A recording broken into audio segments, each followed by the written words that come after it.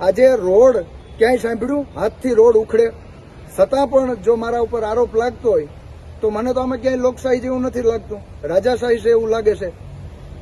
એટલે ખાસ કરીને સત્યનો વિજય થાય છે અને અમે કાયમ માટે આમ આદમી પાર્ટી તરફથી અમે બધા લોકો સાથે મળીને લડતા રહેશું. હજી જેલમાં જવું પડે અમે જાશું. આવા ખોટા કેસ ન કરો એવી નમ્ર અપીલ કરું છું. લોકશાહી બચાવો અને લોકો જાગૃત થાવ. હું ફેસબુકના માધ્યમથી લાઈવ આવીશ કે શું બધી પ્રક્રિયા બની હતી. એટલે ખાસ કરીને ગંભીર ગુનાઓમાં આવા કેસમાં દાખલ થાય.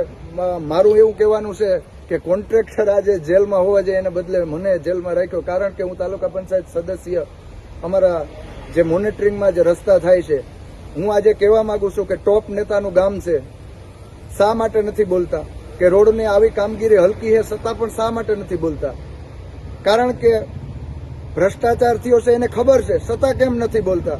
એટલે મને તો આમાં બધા લોકો ભ્રષ્ટાચારીઓ જ છે.